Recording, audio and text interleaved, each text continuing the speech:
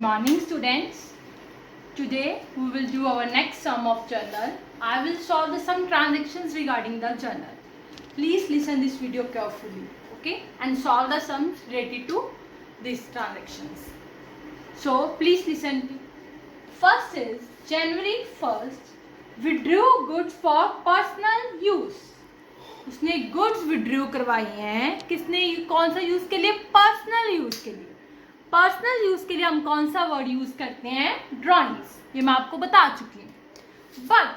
But there are some problem, कई बार सम में दो प्राइस गिवन होते हैं बेटा, सेलिंग प्राइस और कॉस्ट प्राइस। कई बार सम्स में किसी भी ट्रांजेक्शन के रिलेटेड दो प्राइस होते हैं, एक होता है सेलिंग प्राइस और एक होता है कॉस्ट प्राइस। सो आपको विच एवर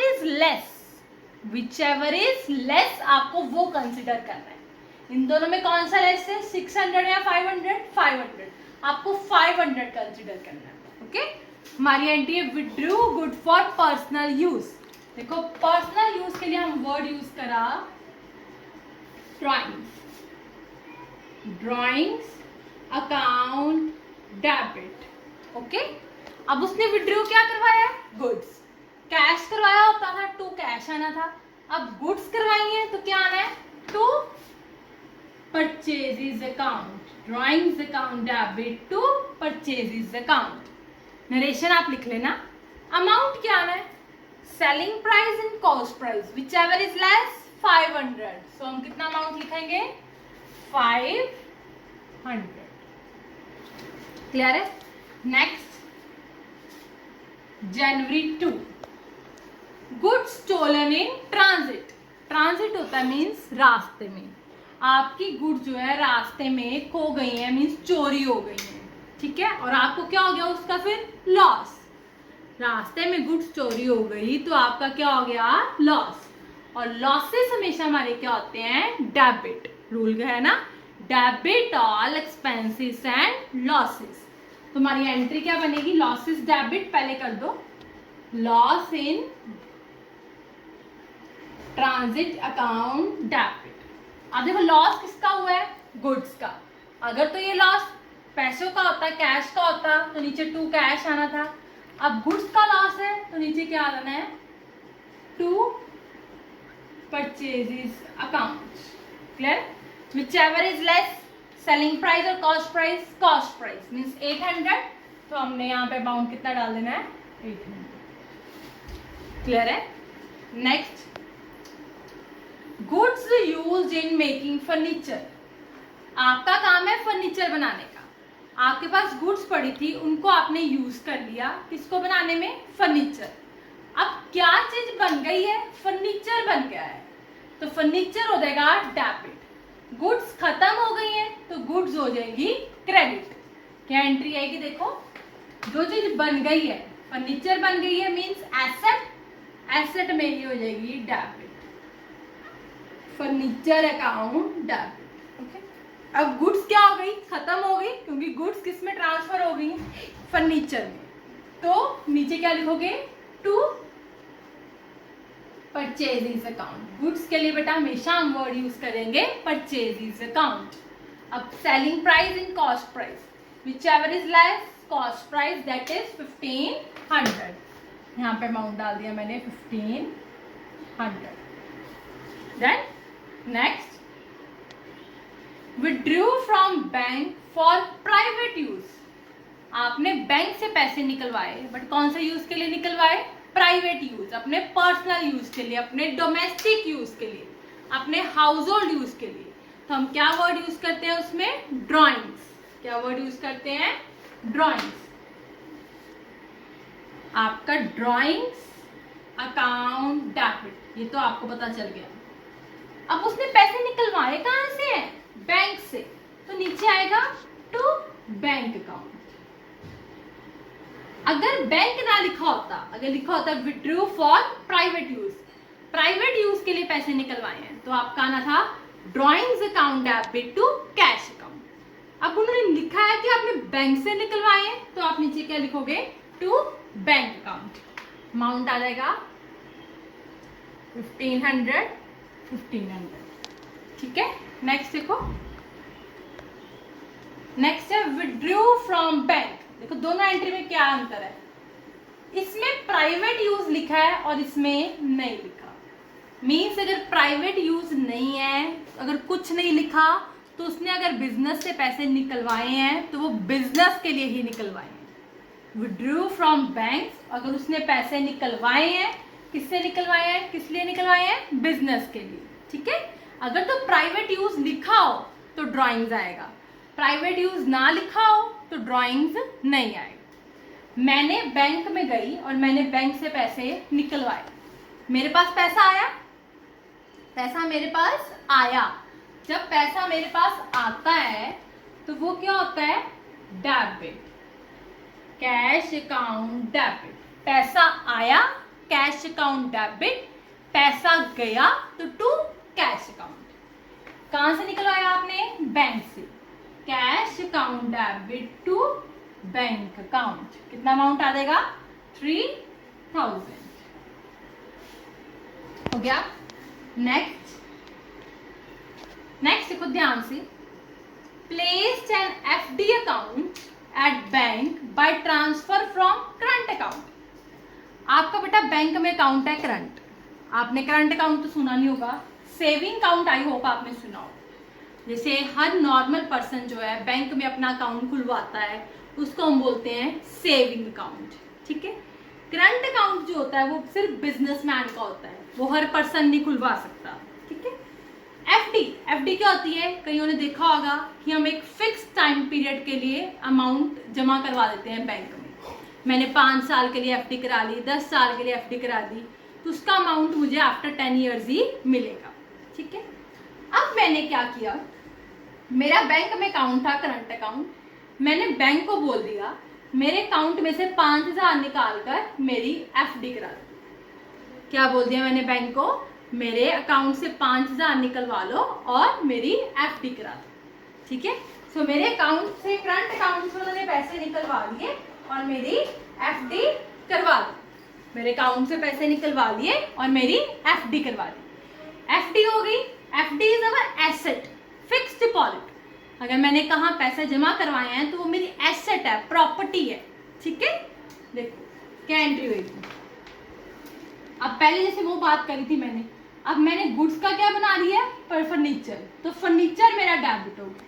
अब मेरे बैंक अकाउंट से वो क्या बन गई, एफडी, तो क्या डेबिट हो जाएगा, फिक्स्ड डिपॉजिट अकाउंट डेबिट। कहां से पैसे निकालने हैं, बैंक टू बैंक। अगर मैं कैश देकर आती हूँ उनको तो टू कैश आना था, उन्होंने मेरे अकाउंट से निकालने हैं तो क्या देना है, टू बैंक अकाउंट। कितना आ गया, 5000। नेक्स्ट बेटा ये जो ट्रांजैक्शन मैं करवाने लगी हूँ, नेक्स्ट 5 ट्रांजैक्शन से लिंक्ड है, प्लीज इसको ध्यान सुनो। Check received from Ramesh and company 2000 allowed him discount 1% discount. आपने चेक रिसीव किया, किससे किया, रमेश एंड कंपनी से। आपके पास चेक आया, चेक के लिए हम वर्ड यूज करते हैं बैंक। अब डिस्काउंट भी है, जैसे कैश डिस्काउंट को अलग नहीं करते, वैसे बैंक और डिस्काउंट को भी अलग नहीं करते। तो डिस्काउंट अकाउंट भी क्या हो गया, डेबिट। क्लियर है, आपने चेक किससे लिया, रमेश एंड कंपनीज अकाउंट, हो गया। अब देखो मैंने रमेश एंड कंपनी से लेना कितना था, 2000, उसने मुझे चेक 1% हो गया डिस्काउंट, 2000 का 1% मीन्स 20 रुपीज हो गया डिस्काउंट। इज इट ओके, सो मैंने चेक कितने का लिया, 2000 माइनस 20, 1980 का मुझे चेक मिला है। क्लियर है बेटा, एंट्री होगी cheque receive from Ramesh and company, मैंने चेक लिया और डिस्काउंट मिल गया। क्या एंट्री बन गई, bank account debit, discount account debit to Ramesh and company account. Clear, next Ramesh cheque deposited into bank. आपके पास जो चेक आया है उसको आपने कहाँ जाकर जमा करवा दिया? बैंक में। कहाँ जाकर जमा करा दिया आपने उस चेक को? बैंक में। क्लियर है? आपके पास चेक आ गया तो आप चेक को लेकर कहाँ गए? बैंक में, और बैंक में जाकर आपने चेक डिपॉजिट करा दिया। देखो क्या एंट्री होती है, ध्यान से देखो। बैंक अकाउंट डेबिट, बैंक के पास चेक गया। अब बैंक टू बैंक तो हम एंट्री नहीं लिख सकते। एक बैंक हो गया जो नॉर्मल बैंक है, एक बैंक हम चेक के लिए यूज करते हैं, तो हम bank account debit to bank account तो नहीं लिख सकते। हम क्या लिखेंगे? Bank account debit to cheque on hand account. एक वर्ड याद रखना, चेक ऑन हैंड। इसका मीनिंग होता है अभी चेक बैंक के पास ही पड़ा है, बैंक ने अभी आपके अकाउंट में नहीं डाला। आपने चेक लिया रमेश से, उस चेक को कहाँ भेज दिया? बैंक ने, लेकिन बैंक ने अभी आपके अकाउंट में पैसे नहीं डाले। तो क्या करोगे? बैंक अकाउंट डेबिट, बैंक को चेक भेजा, bank account debit to cheque on hand, क्योंकि हम बैंक टू बैंक नहीं लिख सकते। ठीक है?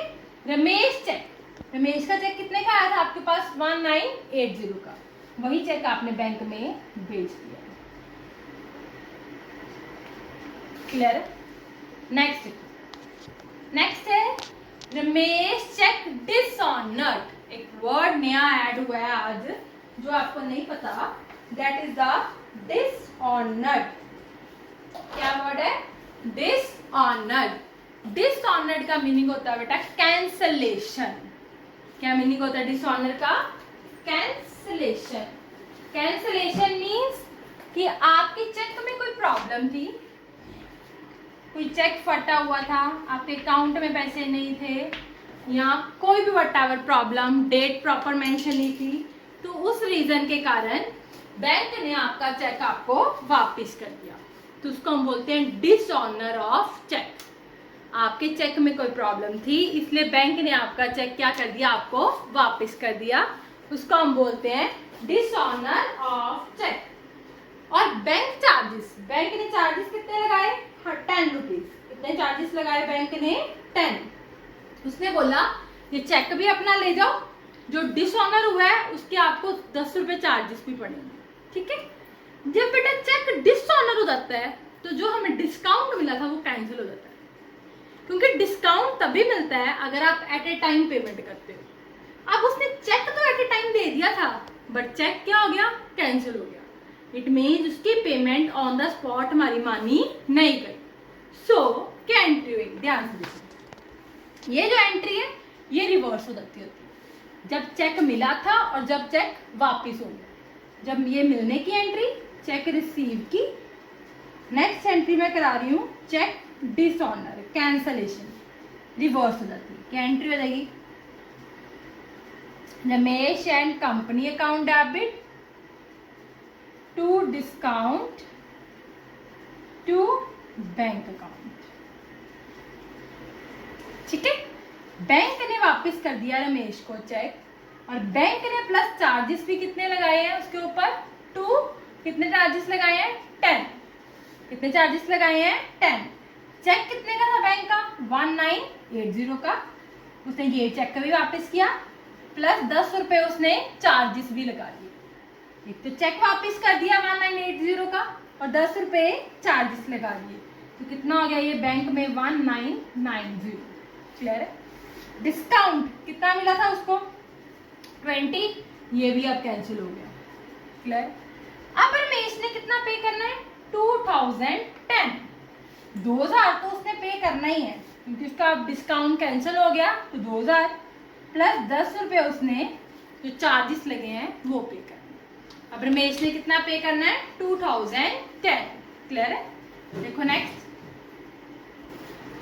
अब नेक्स्ट एंट्री है बेटा, Ramesh settled his account by means of cheque of ₹2025। देखो पहले मैंने रमेश से चेक लिया, डिस्काउंट भी दिया, उसके बाद उसका चेक बैंक में लगाया, बैंक ने उसका चेक उसको वापस कर दिया। मतलब अभी भी मैंने रमेश से पैसे लेने हैं। कितने लेने हैं? 2010। जितने आया ना डिसऑनर होके, कितना आया ना? 2010 मैंने रमेश से लेने। रमेश के ऊपर इंटरेस्ट भी लग गया, क्योंकि अब उसकी पेमेंट लेट हो गई, तो उसने मुझे 15 रुपए इंटरेस्ट भी दिया और मुझे कितनी पेमेंट उसने दी है 2025। Ramesh settled his account by means a cheque. मुझे उसने एक और चेक दिया, कितने का दिया 2025 का। मेरे पास आ गया चेक, तो एंट्री क्या करूंगी, bank account debit to Ramesh and company account. क्या आ गया, bank account debit to Ramesh and company account. कितना पैसा दे दिया उसने मुझे 2025। 2000 उसके चेक के थे, 10 रुपए बैंक ने चार्ज लगाए थे और 15 रुपए इंटरेस्ट लग गया उसके ऊपर। ठीक है, next last entry bank charges. बेटा bank charges is a expense. एक बात हमेशा याद, बैंक चार्जेस के लिए जो एंट्री होती है कभी भी ये नहीं लिखनी bank charges account debit to cash account. बच्चे यही लिखते हैं, खर्चे हैं एक्सपेंस, ये पे किए तो टू कैश। बैंक के चार्जेस हमेशा बेटा आपके अकाउंट से जाते हैं, सो टू कैश वर्ड कभी भी नहीं यूज करना, हमेशा वर्ड यूज करना है टू बैंक अकाउंट। एंट्री आ जाएगी bank charges account debit to bank account. I hope ये आपको क्लियर हो गया हो। Still if you have any query then you can ask from. Thank you.